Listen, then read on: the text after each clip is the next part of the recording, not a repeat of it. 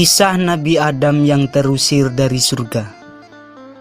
Nabi Adam alaihi salam adalah nabi yang pertama kali diciptakan oleh Allah Subhanahu wa taala.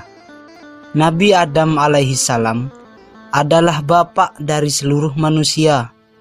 Allah Subhanahu wa taala berfirman tentang penciptaan Nabi Adam alaihi salam dalam kisah surat Al-Baqarah ayat 30. Dan ingatlah ketika Tuhanmu berfirman kepada para malaikat, Aku hendak menjadikan khalifah di bumi.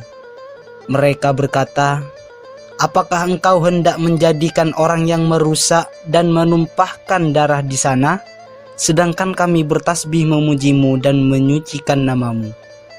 Dia berfirman, Sungguh aku mengetahui apa yang tidak kamu ketahui. Kisah surat Al-Baqarah ayat 30. Dalam tafsir Jalalain juz 1 halaman 6, yang dimaksud khalifah dalam ayat tersebut adalah Nabi Adam alaihi salam. Adapun makhluk yang berbuat kerusakan di muka bumi sebelum Nabi Adam alaihi salam adalah jin. Mereka diusir oleh para malaikat ke pulau-pulau dan pegunungan. Nabi Adam alaihissalam berwasiat kepada salah satu putranya, yaitu Nabi Sid, tentang 5 hal. Beliau menyuruh agar wasiat ini juga disampaikan pada cucu-cucunya kelak. Adapun kalimat wasiat tersebut adalah sebagai berikut. Yang pertama, jangan merasa nyaman hidup di dunia. Karena dulu aku bersenang-senang di surga, tapi akhirnya aku dikeluarkan darinya. Dalam artian, hidup di dunia jangan sampai terlena, tapi juga jangan sampai merana. Dunia hanyalah senda gurau belaka. Dunia penuh tipu muslihat. Ia hanya panggung sandiwara. Allah Subhanahu wa ta'ala berfirman, Ketahuilah, sesungguhnya kehidupan di dunia itu hanyalah permainan dan sanda gurauan. Perhiasan dan saling berbangga di antara kamu, serta berlomba dalam kekayaan dan anak keturunan. Seperti hujan yang tanam-tanamannya mengagumkan para petani. Kemudian tanaman itu menjadi kering, dan kamu lihat warnanya. Kuning, kemudian menjadi hancur.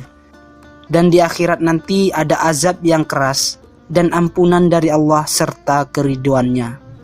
Dan kehidupan dunia tidak lain hanyalah kesenangan yang palsu.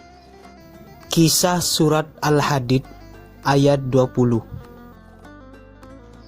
Jadi, pergunakan sebaik mungkin umur yang dimiliki.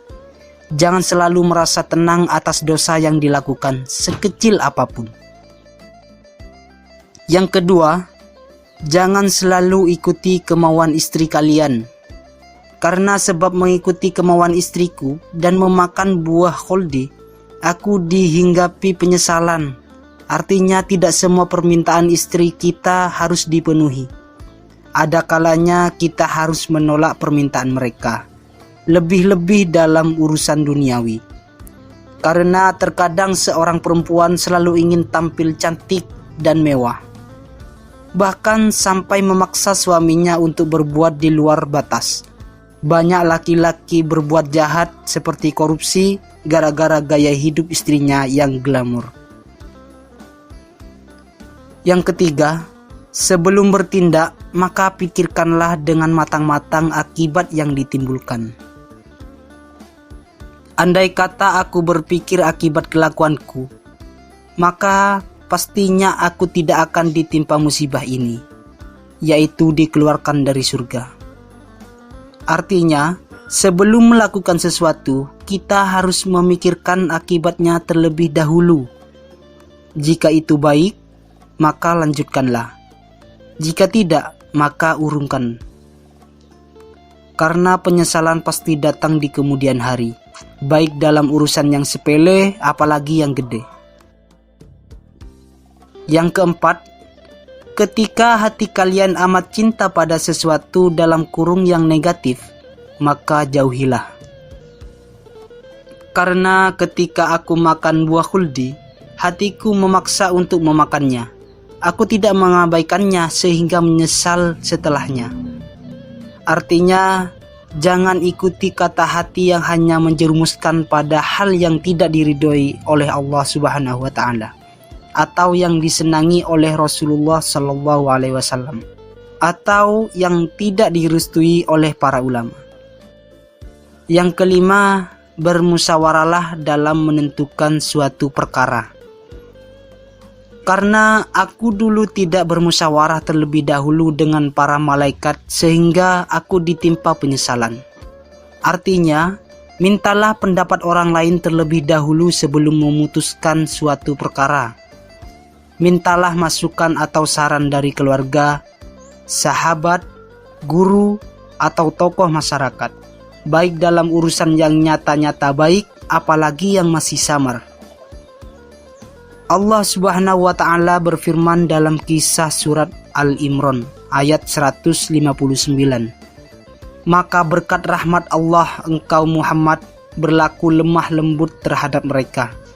Sekiranya engkau bersikap keras dan berhati kasar, tentulah mereka menjauhkan diri dari sekitarmu. Karena itu, maafkanlah mereka dan mohonkanlah ampunan untuk mereka, dan bermusyawarahlah dengan mereka dalam urusan itu. Kemudian apabila engkau telah membulatkan tekad, maka bertawakallah kepada Allah. Sungguh Allah mencintai orang yang bertawakal. Kisah surat Al-Imran ayat 159. Dalam ayat tersebut, Nabi kita saja, Nabi Muhammad SAW, diperintahkan untuk bermusyawarah. Apalagi kita umatnya yang memiliki serba kekurangan, lebih patut lagi untuk bermusyawarah. Oleh karena itu, resapi dan renungi wasiat Nabi Adam alaihissalam tersebut, lalu kita amalkan dalam kehidupan sehari-hari. Semoga yang berkomentar amin dijauhkan dari segala penyakit, diberi sehat walafiat, rezekinya melimpah ruah, dan keluarganya bahagia dan bisa masuk surga melalui pintu mana saja. Dan jangan lupa di subscribe. Amin ya rabbal alamin.